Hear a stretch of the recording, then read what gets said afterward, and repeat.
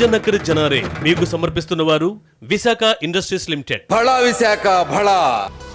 పటిష్టమైన పైకప్పుకి విశాఖ ఉక్కు కవచం.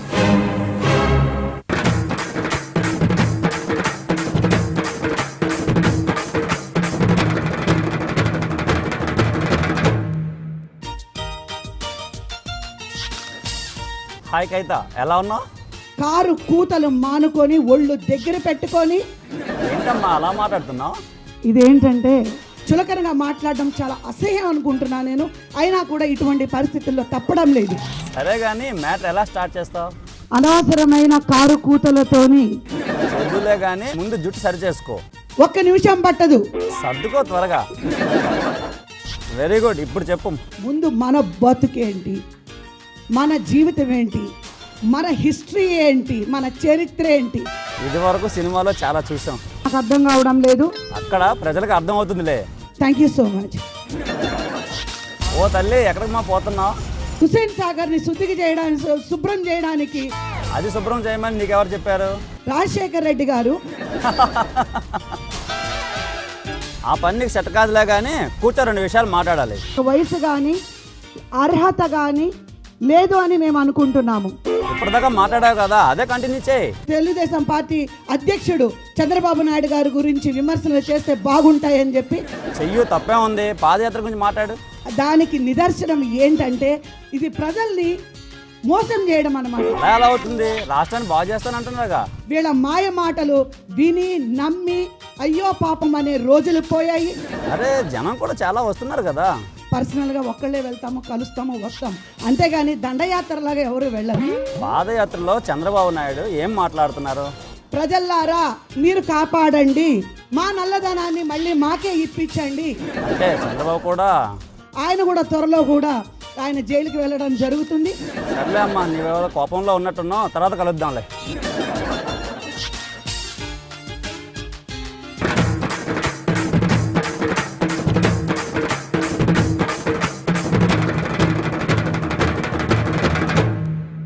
నమస్కారం అండి పొన్నాల గారు.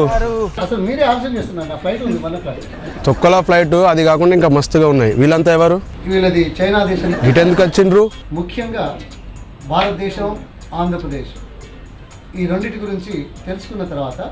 అగో, ఏం తెలుసుకున్నారు? టెలికాం రంగంలో, అదేవిధంగా హార్డ్వేర్ రంగంలో, ఐటీ రంగంలో అనేక ఉత్పత్తులు సాధిస్తున్న విషయం ఇవి చెప్పినావా మరి?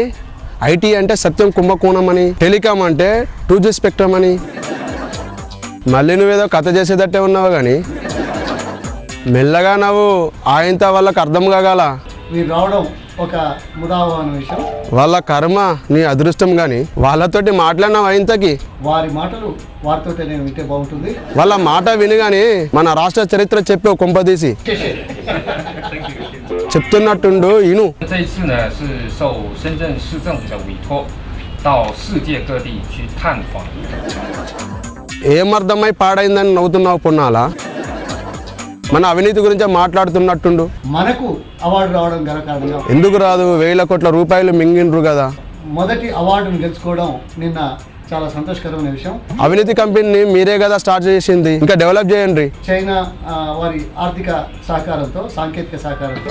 అవి తర్వాత కానీ అవినీతి అవార్డును అందుకోండి ముందుగాల. తీసుకున్నాడేనా? వాళ్ళకు కూడా ఏమైనా ఇచ్చేది ఉన్నదా? ఏమున్నది? 4 డెంగ్యూ దోమలను పార్సల్ పంపండి. ప్రజలు గుర్తిస్తున్నారు, గమనిస్తున్నారు. అది నిజమే కానీ మళ్ళీ కాంగ్రెస్ పార్టీ గెలుస్తున్నదా? నాకైతే ఇది చివరిసారి అనే ఆశాభావం ఉంది. నీకు ఒక్కనికే ఇట్లుందా? ఇంకెవరన్నా ఉన్నారా? తెలంగాణ ప్రాంతంలోని మంత్రులందరం. నిజంగా ఇది ఆశ్చర్యమే సారు. ఆశ్చర్యమా? అది ఆశ్చర్యం కాకూడదు. మీ ఓటమిని మీరు అంగీకరించుడేంది? తప్పేలాగంటాం. మీ కర్మ, ఏం చేస్తాం పో. ఏం ఆలస్యం లేదు, ఇక వెళ్ళండి.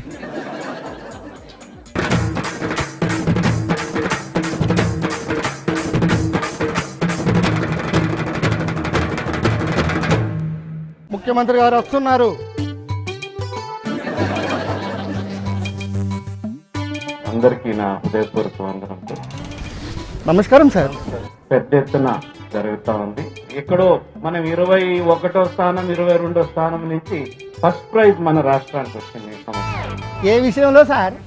అతి తక్కువ లిటరసీలో ఆంధ్రప్రదేశ్ ఉంది. మీకు చాలా గొప్ప అనిపిస్తుందా? 1,60 లక్షల మంది ఉన్నారు మన ఆంధ్రప్రదేశ్లో, చదవలేని వారు, రాయలేని వారు. గిన్నిస్ బుక్లు వినజిక్క సార్, జర మెల్లగా చెప్పండి. మనం జాగ్రత్తలు తీసుకోవటం జరుగుతాం. వెనుకబాటులో రాష్ట్రానికి అవార్డు రాలేదా? ట్రైబల్ ఏరియాస్లో కానీ, ఎస్సీ ఏరియాస్లో కానీ. ఎంతమందికి రేషన్ కార్డులు కట్ చేసింది సార్? ఈ సంవత్సరం 70 లక్షల మందిని టార్గెట్ చేస్తుంది. రాష్ట్రాన్ని ఎందుకు వెనుకబడేస్తున్నారు సార్? దేశంలో ప్రథమ స్థానానికి తెచ్చేదానికి అన్ని ప్రయత్నం చేస్తుంది. ఇంకేంది, ఇంట్లో కూడా మనకు అవార్డు వచ్చినట్టే. హైదరాబాద్ సంగతి ఎట్లున్నది? ప్రత్యేకంగా హైదరాబాద్ లో జనం ఏమనుకుంటున్నారు? ఓల్డ్ సిటీలో కాలేజెస్ బాగలేవు అని. మీది ఏ ఊరు? నేను కూడా హైదరాబాద్ అండి. కాలేజీలు బాగా లేకుంటే మీకు ఏమనిపిస్తలేదా? నేను కూడా ఇక్కడే పుట్టాను, ఇక్కడే పెరిగాను, ఇక్కడే చదువుకున్నాను. మీరు చెప్తానంటే మాకే సిగ్గు అనిపిస్తుంది సార్. దేశంలోనే అగ్రస్థానం తెచ్చేదానికి అన్ని ప్రయత్నాలు చేయటం జరిగింది. అవరోహణ క్రమంలోనా? మంచి భవిష్యత్తు మన దేశానికి, మన రాష్ట్రానికి ఉన్నది. మీ మాటలు వింటుంటే మాకు కూడా అనిపిస్తూనే ఉన్నది. మార్పు తేవాలి.